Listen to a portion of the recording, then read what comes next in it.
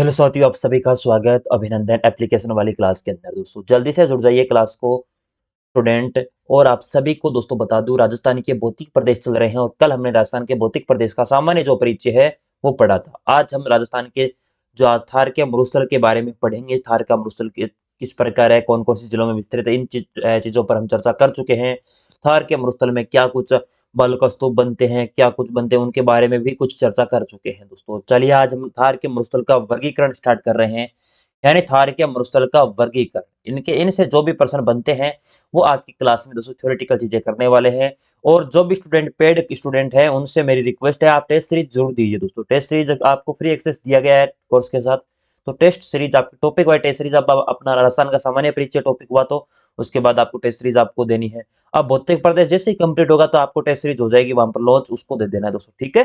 तो चलिए थार के मरुस्थल का वर्गीकरण जलवायु के आधार पर। दोस्तों थार के मरुस्थल के आधार पर बात करी जाए, जलवायु के आधार पर वर्गीकरण। एक तो है शुष्क रेतीला प्रदेश और एक है अर्ध शुष्क प्रदेश। दोस्तों दो भागों में, यानी थार के मरुस्थल जो अरावली के पश्चिम वाला भाग है, लगभग 61% दोस्तों भाग पे मरुस्थल है राजस्थान के। और उसका दोस्तों दो भागों में विभाजित किया, एक तो शुष्क रेतीला प्रदेश और एक है अर्ध शुष्क प्रदेश। दोस्तों शुष्क रेतीला प्रदेश में 0 से 25 सेंटीमीटर वर्षा होती है, वो प्रदेश आ जाएगा। और अर्ध शुष्क प्रदेश में 25 से 50 सेंटीमीटर वर्षा होती है, वो प्रदेश आ जाएगा। शुष्क रेतीला व अर्ध शुष्क प्रदेश 25 सेंटीमीटर वर्षा रेखा यानी 250 मिलीमीटर आपकी विभाजित करती है। एक मिनट में आपको राजस्थान का मैप, ये मान लीजिए राजस्थान का मैप है, ये आपकी अरावली है। थोड़ी सी ऊपर बन गई है क्या, चलो थोड़ी सी सही कर लेते हैं दोस्तों, पूरा ही सही कर लेते हैं। थोड़ा बड़ा बड़ा ही राजस्थान बना लेते हैं, चतुष्कोणीय है। चलो, और ये आपकी अरावली होगी। अब दोस्तों ये तो आपकी 50 सेंटीमीटर समवर्षा रेखा है यहाँ से, तो ये तो आपकी। और जो ये आपकी समवर्षा रेखा है ना, ये है आपकी 25 सेंटीमीटर समवर्षा रेखा। यानी आपसे पूछा जाए कि थार के मरुस्थल को दो भागों में विभाजित करने वाली समवर्षा रेखा कौन सी है, तो 25 सेंटीमीटर समवर्षा रेखा है थार के मरुस्थल को। और राजस्थान को दो भागों में विभाजित करने वाली है 50 सेंटीमीटर दोस्तों समवर्षा रेखा, लगभग 50 सेंटीमीटर। और जो आपका 25 सेंटीमीटर समवर्षा रेखा, इसका तो आपका पश्चिमी भाग है, वो तो हो जाएगा दोस्तों आपका कौन सा, शुष्क।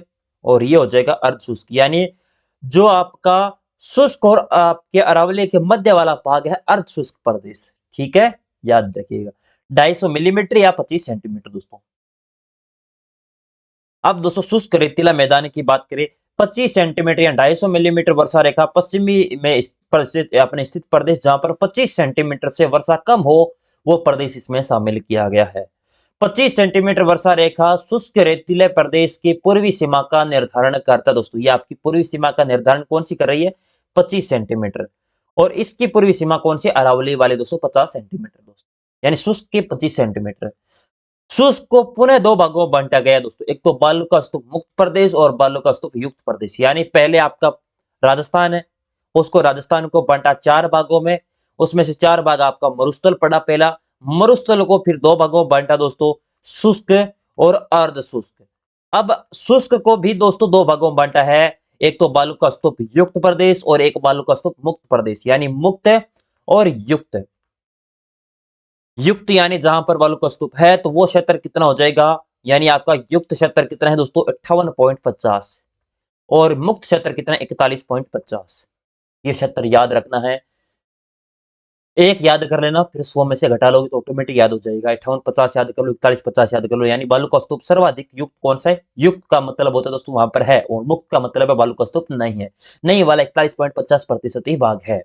अब सर्वप्रथम बालू का स्तूप मुक्त प्रदेश की बात करी जाए तो शुष्क रेतीले प्रदेश का वह भाग जहां बालू का स्तूप धोरे नहीं पाए जाते, यानी क्या है दोस्तों, वो प्रदेश मुक्त है जहां पर किसी भी प्रकार के धोरे नहीं है। सर राजस्थान में धोरे नहीं है, हाँ कुछ जगह नहीं है दोस्तों। इसमें परतदार अवसादी चट्टानें पाई जाती है।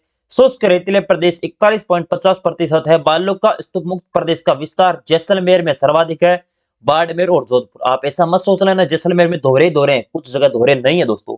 और क्षेत्र आपका शुष्क आपका के अंदर आता है दोस्तों, शुष्क मरुस्थल। फिर उसके अंदर दोस्तों आपके बालू का स्तूप मुक्त प्रदेश के अंदर आएगा। उसके बाद दोस्तों लाठी सीरीज, ये आपके बालूका स्तूप के अंदर ही है। जो आपका मुक्त क्षेत्र है उसके अंदर लाठी सीरीज है। जैसलमेर से मोहनगढ़ तक 64 किलोमीटर क्षेत्र में फैली एक भूगर्भीय जल पट्टी है दोस्तों, उसे क्या कहते हैं, लाठी सीरीज दोस्तों। यानी आपके जैसलमेर से लेकर मोहनगढ़ तक 64 किलोमीटर क्षेत्र में फैली हुई एक भूगर्भीय जल पट्टी जो लाठी सीरीज है। जैसलमेर में ट्रियासिक युगीन अवसादी चट्टानों का जमाव है, जो मीठे जल पट्टी स्टील ग्रिड चूना पत्थर के लिए क्या है, प्रसिद्ध है दोस्तों। यानी ट्रेसिक युगीन अवसादी चट्टाने का जमाव है और मीठे जल, यानी यहाँ पर दोस्तों मीठे जल वहां पर विस्तार है, और स्टील ग्रेड आपका चूना पत्थर है वो आपका यहाँ पर निकलता है। सेवण घास का वैज्ञानिक नाम है लिसियूरस सिडिकुस। तो सेवण घास को स्थानीय भाषा में कहते हैं लिलोण। अब दोस्तों ये लिलोण नाम पूछा गया था आपके पशु परिचर भर्ती में दोस्तों, ठीक है ना। यानी आपका सेवण घास का स्थानीय नाम बताइए तो आपका लिलोण दोस्तों। और इसको वैज्ञानिक नाम की बात करें तो लिसियूरस सिडिकुस दोस्तों। और ये सेवण घास कहां पर देखने को मिलती है, लाठी सीरीज क्षेत्र में, जो जैसलमेर से मोहनगढ़ तक 64 किलोमीटर एक भूगर्भीय जल पट्टी है। उसके बाद आपका बालकस्त मुक्त प्रदेश में है चंदन नलकूप, जो राजस्थान का क्या है, या थार क्या दोस्तों, अपना थार का कहते हैं घड़ा दोस्तों। लाठी सीरीज में जैसलमेर में चंदन नामक स्थान पर स्थित नलकूप, जहां से आसपास क्षेत्रों में क्या की जाती है, जल पूर्ति, और इसे थार का घड़ा भी कहते हैं। ये एक भूगर्भीय जल पट्टी का ही उदाहरण है दोस्तों। वहां पर आपका क्या मिलता है, मीठा पानी दोस्तों। और चंदन नलकूप कहां पर है, जैसलमेर के अंदर दोस्तों, जो चंदन स्थान है वहां पर आपका।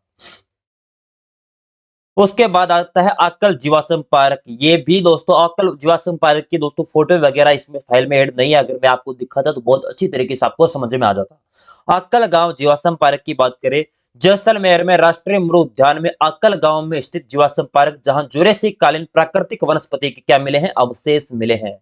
यानी आपके क्या मिले, जुरेसिक कालीन जो प्राकृतिक वनस्पति है उसके अवशेष यहाँ पर आपको पाए गए हैं।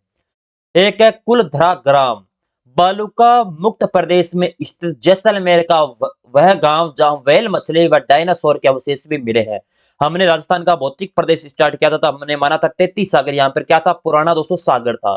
तो सागर का अवशेष दोस्तों हम ऐसे निकालते हैं कि व्हेल मछली, यानी जो समुद्र था, इस वजह से दोस्तों व्हेल मछली के प्रमाण मिले हैं।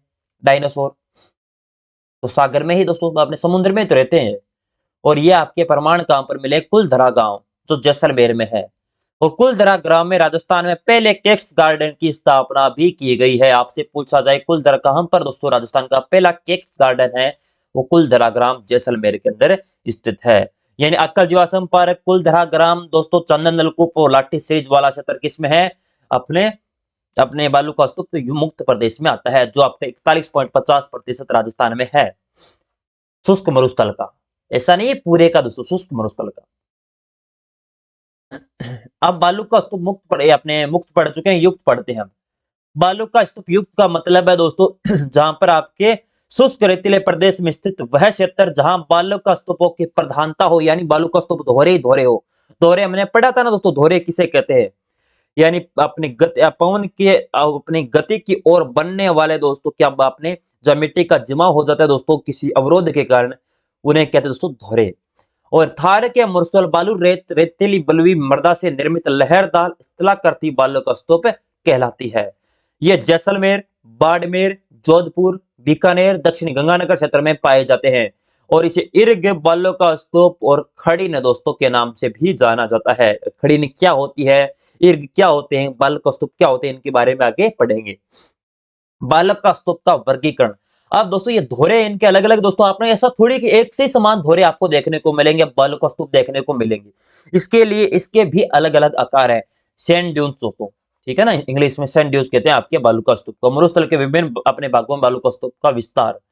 सर्वप्रथम आपके अनुदैर्ध्य पवनावर्ती रेखीय या सिप बालू का स्तूप दोस्तों, पवन की दिशा के समांतर अनुदिश निर्मित होने वाले बालू का स्तूप अनुदैर्ध्य बालू का स्तूप कहलाते हैं। यानी पवन, यानी आपका इस साइड से हवा चल रही है और इसी के समांतर बनने वाले का बालू का स्तूप दोस्तों, यहाँ पर अवरोध आ गया जिस वजह से यहाँ पर मिट्टी का जमाव हो गया, और यहाँ पर जो बालू का स्तूप बनते हैं वो आपके अनुदैर्ध्य पवनावर्ती रेखीय या सिप दोस्तों बालू का स्तूप। और इनकी ज्यादा ऊंचाई नहीं होगी, लगभग 10 मीटर दोस्तों ऊंचे होंगे। ये सर्वाधिक जैसलमेर के दक्षिणी पश्चिमी भाग, रामगढ़ के दक्षिणी पश्चिम भाग और जोधपुर व बाड़मेर में देखने को मिलते हैं। यानी आपका जैसलमेर, जोधपुर, बाड़मेर वाला क्षेत्र इसमें आता है दोस्तों अनुदैर्ध्य। अब दोस्तों अनुदैर्ध्य भी नाम दे दे, पवनावर्ती भी दे दे, रेखीय भी, सिर्फ बालुका स्तूप, चारों नाम एक ही है। आपसे प्रश्न पूछा जाएगा पवन की दिशा के समांतर बनने वाले बालुका स्तूप कहलाते हैं पवनावर्ती, रेखीय, सिप, अनुदैर्ध्य। जो ऑप्शन मिले वो कर देना। और इसका ऊंचाई कितनी होती है? 10 मीटर। और यह आपके विस्तार आपके 3 जिले जैसलमेर, आपके जोधपुर और बाड़मेर।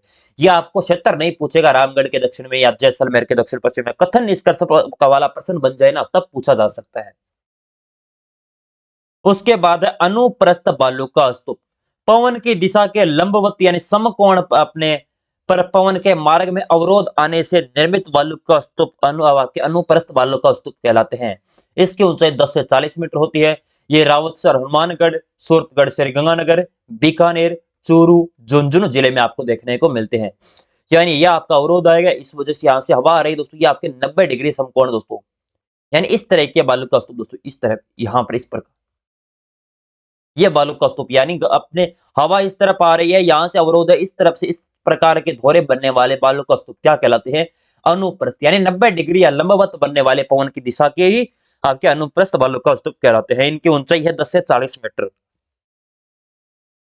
उसके बाद है बरखान, जिसे बरछान भी कहते हैं, अर्धचंद्राकार बालुका स्तूप भी कहते हैं। बरखान नाम, अर्धचंद्राकार तो नाम से समझ सकते हो, बरखान दे दिए या बरछान दे दिए तब थोड़ा दिक्कत होता है ना। वायु भंवर के कारण गतिशील या अस्थिर अर्धचंद्राकार बालुका स्तूप बरखान या बरछान कहलाता है। यानी अर्ध चंद्रमा समान दोस्तों आपके बालुका स्तूप दोस्तों, बस छोटे छोटे बालुका स्तूप जिनकी दोस्तों ऊंचाई तो 10 से 20 मीटर होती है, लेकिन चौड़ाई अधिक होती है, इनकी 100 से 200 मीटर होती है, क्योंकि अपने किस प्रकार चंद्रमा नुमा आकृति बनाते हैं। ये आपके बड़े नहीं होंगे, लगभग आपके उन चौड़ाई ज्यादा होगी और लंबाई ऊंचाई नहीं होगी इनकी। ये आपके भालेरी चूरू के अंदर, ओसिया जोधपुर के अंदर, सीकर, बाड़मेर, जैसलमेर, सूरतगढ़, लूणकरणसर, करणी माता जो क्षेत्र है उसके अंदर आपको देखने को ये मिलते हैं दोस्तों। आपके कौन से? बरछान, जो आपके अर्धचंद्राकार बालुका स्तूप है। ये आपके हैं तारा बालुका स्तूप दोस्तों। इनको तो स्टार आपके ड्यून्स आप समझ सकते हो, सैंड ड्यून्स दोस्तों। इनकी बात करें स्टार सैंड ड्यून्स की दोस्तों, ये आपके तारानुमा आकृति दोस्तों। तारा आपकी आकृति किस प्रकार बनाती है? इस प्रकार के बालुका स्तूप दोस्तों, तारे नुमा, यानी वे बालुका स्तूप जो तारे के समान दिखाई देते हैं, तारा बालुका स्तूप कहलाते हैं। इनकी ऊंचाई होती है 10 से 25 मीटर।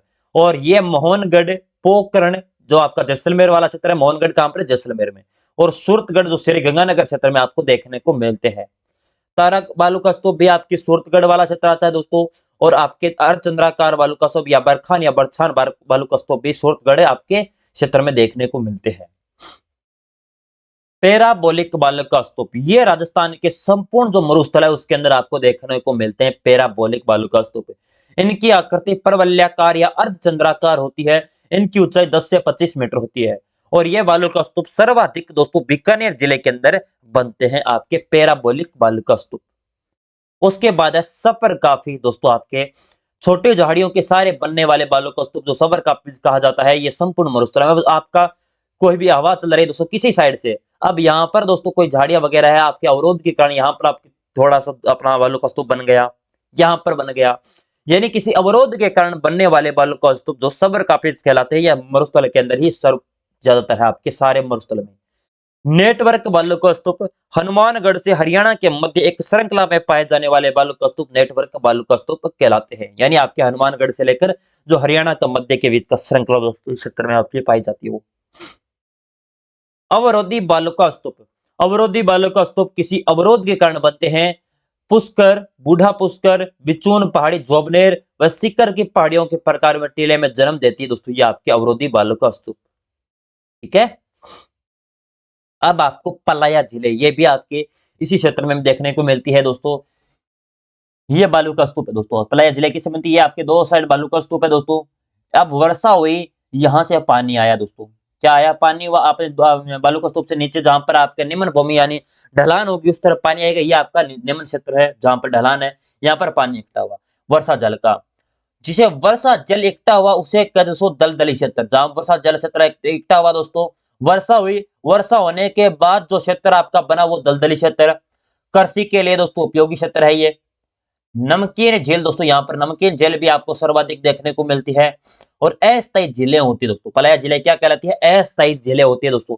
अब आपके मरुस्थल में कोई झील बनेगी, वर्षा से पानी इकट्ठा होगा वो दोस्तों का अपने 2 दिन, 5 दिन, 10 दिन, 15 दिन, 1 महीना दोस्तों इतना ही रहेगा। ऐसे थोड़ी दोस्तों 10-10 साल नहीं सूखेगा। सूखेगा तो मरुस्थल के अंदर तो। यानी अस्थायी झीलों का निर्माण दोस्तों क्या कहलाता है? पलाया झीलें।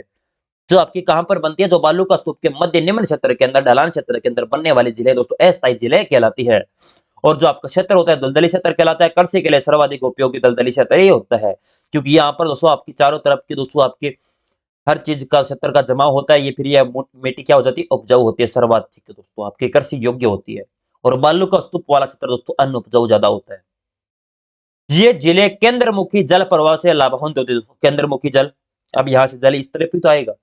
थार के मरुस्थल में बालू का स्तूप के मध्य स्थित निम्न भूमि जहां वर्षा जल एकत्र होने से बनी अस्थायी झील का निर्माण होता है। राजस्थान में सर्वाधिक पलायन जिले आपकी कहां पर देखने को मिलती है? जैसलमेर जिले में।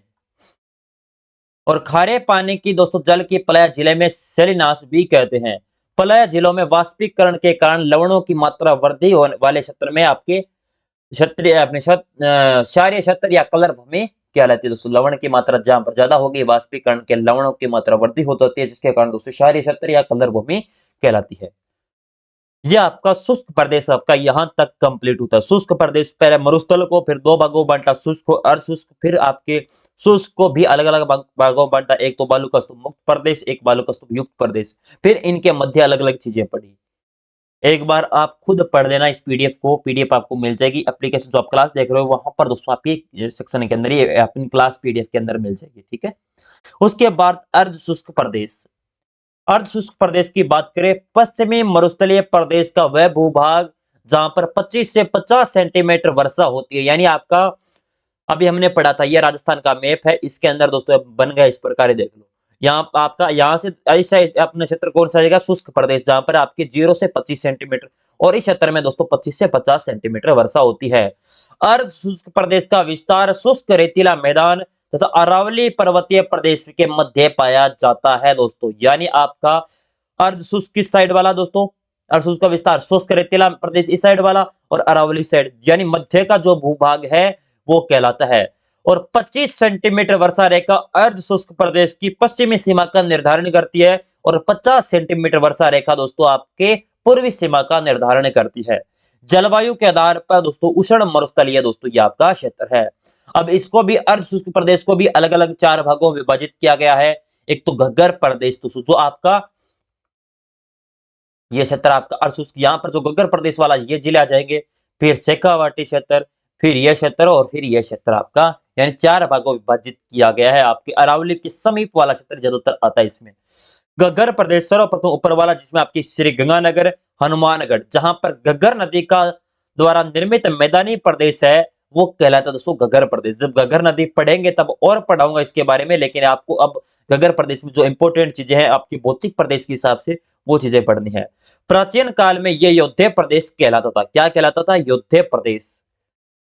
अब मैं दोस्तों अपने जिलों में दोस्तों उपनाम में नहीं पढ़ा था, आपको याद रखना है ये आपका योद्धे प्रदेश। वैसे आपको क्लास में आपको मिल जाएगी, अलग सेक्शन में आपको पीडीएफ इसकी, सॉरी आपकी क्लास जिलों के उपनाम।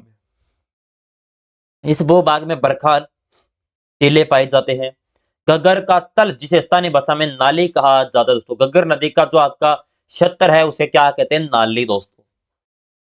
और राजस्थान में सर्वाधिक नहरों द्वारा सिंचाई दोस्तों की जाती है। सर्वाधिक नहरें कहां पर देखने को मिलती है आपको? घग्गर प्रदेश में, जो अपना हनुमानगढ़ और गंगानगर वाला क्षेत्र है दोस्तों।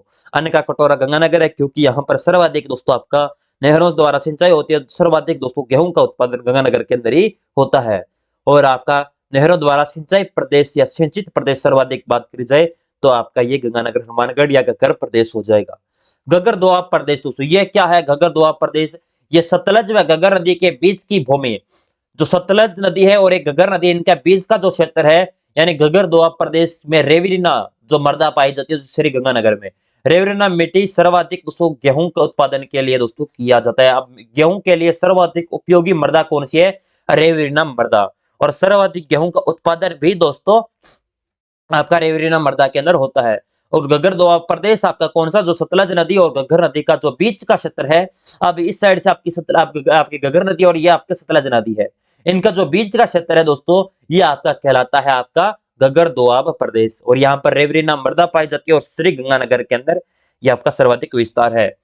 इस गगर प्रदेश में एक समस्या है दोस्तों, राज्य में सेम की समस्या, जो जल प्लावन की समस्या, यानी आपका जल ज्यादा दोस्तों सूखता नहीं, क्योंकि यहाँ पर सर्वाधिक सिंचाई होती है दोस्तों। यहाँ पर सर्वाधिक अपने धरती के अपनी जो जमीन स्तर से देखा जाए तो 3-4 फुट दोस्तों नीचे ही आपकी जो पानी की समस्या देखने को मिलती है, यानी पानी का सूखना दोस्तों यहाँ पर कम है, यानी सूखता नहीं है, जिस वजह से दोस्तों यहाँ पर चावल की खेती सर्वाधिक होती है यहाँ पर। और जो अपनी सेम की समस्या से भी ग्रसित क्षेत्र है, तो ज्यादा सेम की समस्या क्षेत्र दोस्तों आपका कौन से रहा आपने, तो एक तो रावतसर, ये स्थान पूछे जा चुके हैं, एक पीलीबंगा, एक लूणकरणसर और एक बड़ोपल स्थान दोस्तों, ये 4 स्थान है जो सेम की समस्या। लूणकरणसर वैसे कम है, इसमें ज्यादातर आपका रावतसर और आपका बड़ोपल स्थान ज्यादातर पूछा जाता है। और सेम की समस्या के उपचार के लिए सफेदा वर्क असल लगाया जाता है। इसे दोस्तों क्या कहते हैं वैज्ञानिक नाम, जल्दी से कमेंट बॉक्स में बताइएगा। सेम जल कुलंक समस्या का समाधान नहरी क्षेत्र के आसपास का वृक्षारोपण दोस्तों, यानी जो आपका नहरी क्षेत्र है वहां पर आप सर्वाधिक वृक्षारोपण किया जाए ताकि सेम की समस्या को समाप्त किया जाए। सर्वाधिक उपयोगी वृक्ष है सफेदा। अब दोस्तों गग्गर आपका प्रदेश में इतनी चीजें आपसे पूछी जाती है, आज तक एग्जामिनर ने इतने ही पूछे जो आपको पढ़ाई गई है।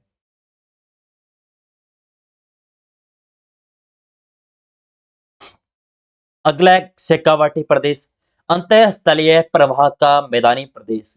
ये चूरू, झुंझुनू, सीकर और नागौर का उत्तरी क्षेत्र दोस्तों, नागौर का, अब शेखावाटी क्षेत्र में आपसे पूछा जाए ना, नागौर का उत्तरी क्षेत्र आता है। अब बुक्स में आपको क्या देखने को मिलता है, चूरू, झुंझुनू, सीकर, लेकिन नागौर का उत्तरी क्षेत्र भी आपका शेखावाटी अंतःस्थलीय प्रवाही मैदान में आता है। शेखावाटी प्रदेश की मुख्य नदी कौन सी है, कांतली नदी, जो रूपनगढ़ व मैंथा नदी के नाम, कांतली होगी, रूपनगढ़ होगी, मैंथा नदी, ये आपकी शेखावाटी प्रदेश की मुख्य नदी है। इस क्षेत्र की प्रमुख झीलें की बात करें जो सांबर, जो डीडवाना के अंदर, कुचामन, सुजानगढ़, ताल छापर जो और परिहारा, ये आपके चूरू के अंदर है।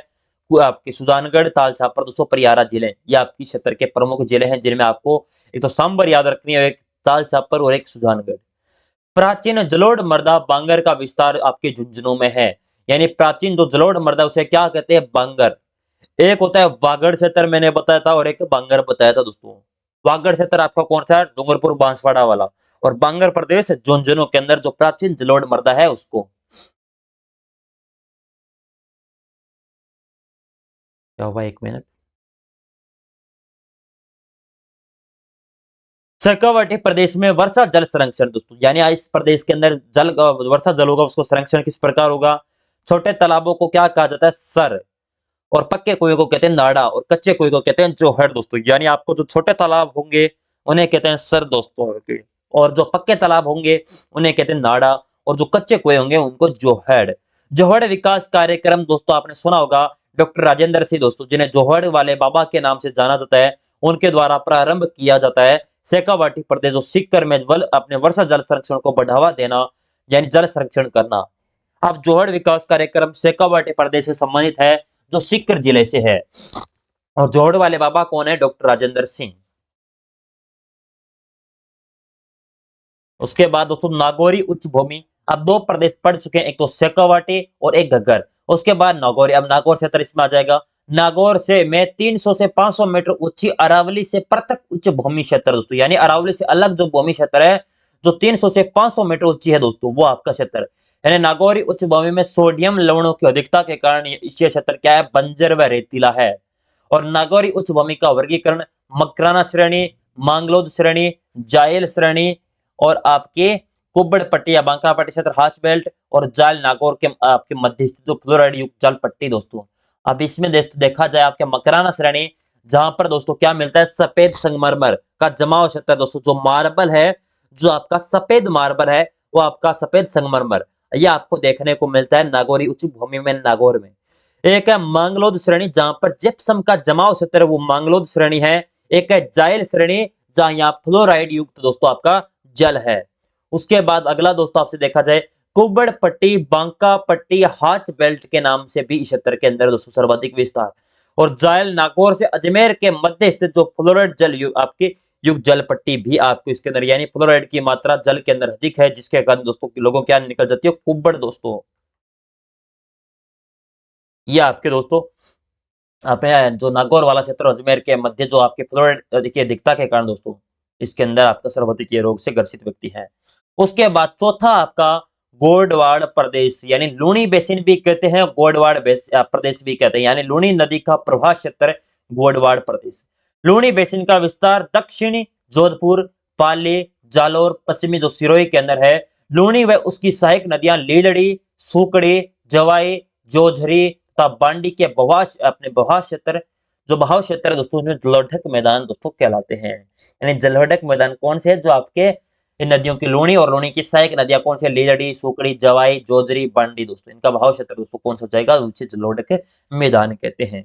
यहाँ पर आपका जो मरुस्थलीय प्रदेश है कंप्लीट होता है दोस्तों, यानी सबसे बड़ा मरुस्थल प्रदेश है, उसको कंप्लीट करने में दोस्तों लगभग हमारे दोस्तों 1 घंटे का टाइम लगा है।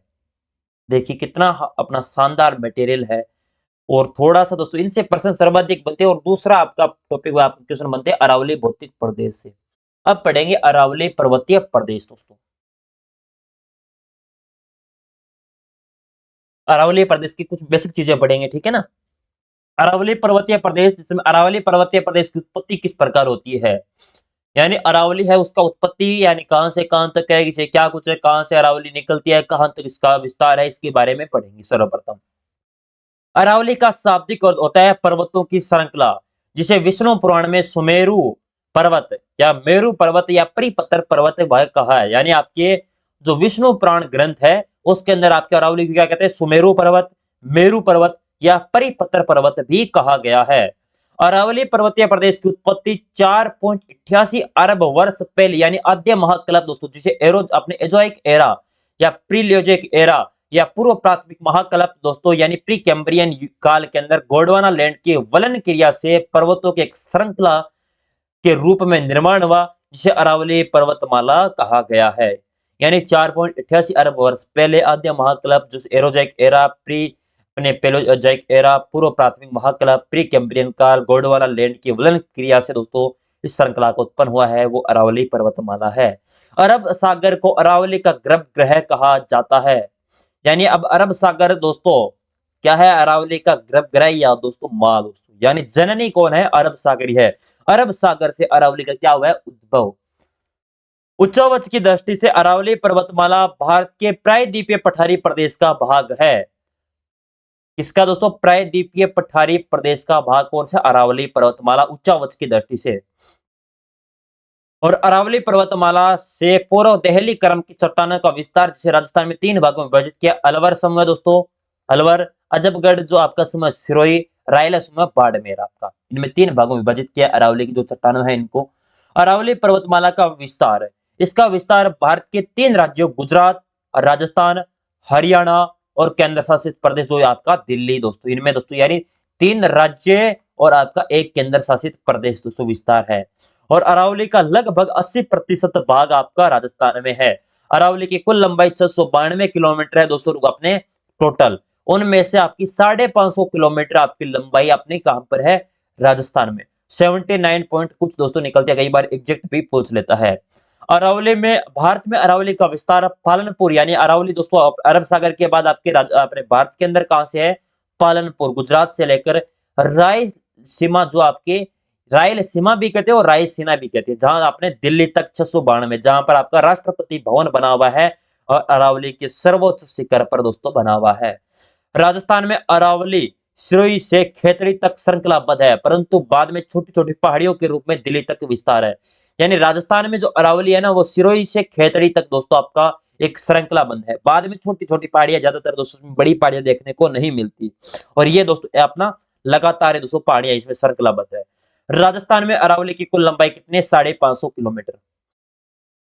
अरावली पर्वतमाला का अक्षांश विस्तार 23 डिग्री 20 मिनट से उत्तरी अक्षांश से लेकर 28 डिग्री 20 मिनट उत्तरी अक्षांश के मध्य, और देशांतरीय विस्तार की दृष्टि से 72 डिग्री 10 आपके मिनट से पूर्वी देशांतर से लेकर 77 डिग्री 9 मिनट पूर्वी देशांतर। और अरावली पर्वतमाला प्रदेश का राजस्थान की कुल भौतिक प्रदेश का कितना भाग पर रखती है, 9%।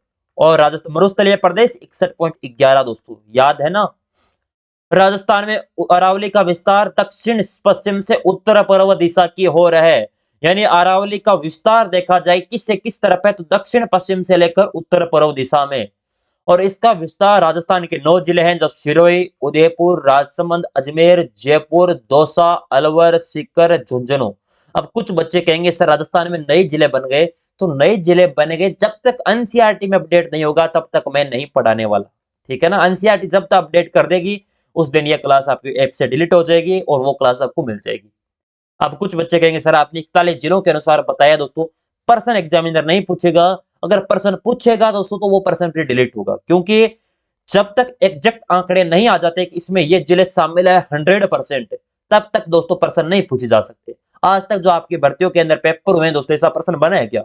नहीं बनता, क्योंकि एनसीईआरटी से दोस्तों आप प्रूफ तो दोगे ना, कई बार एग्जाम में पर्सन गलत भी पूछ लेता है, तो प्रूफ देने के लिए आपका एनसीईआरटी के अलावा कोई भी आपकी गाइड आपके पास अलग अलग आपकी टीचर की अलग अलग कोचिंग की दोस्तों आपके पास गाइड है, वो उसकी दोस्तों अपने बोर्ड नहीं मानता, उनकी मानता है एनसीईआरटी की, तो एनसीईआरटी की मानेगा तो हम एनसीईआरटी के अनुसार ही पढ़ेंगे। राजस्थान में अरावली की ऊंचाई दोस्तों, अब ऊंचाई चौड़ाई किससे किस तरफ है दोस्तों, आपके दक्षिण पश्चिम से उत्तर पूर्व की ओर, और ऊंचाई की दृष्टि से ऊंचाई तथा चौड़ाई उत्तर पूर्व से दक्षिण पश्चिम की ओर है, उल्टा याद रखना।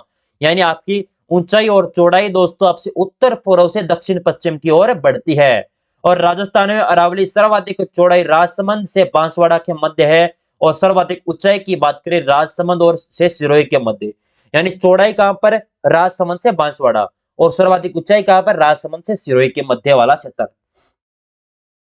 उसके बाद राजस्थान में अरावली का सर्वाधिक विस्तार उदयपुर व न्यूनतम विस्तार अजमेर जिले में है।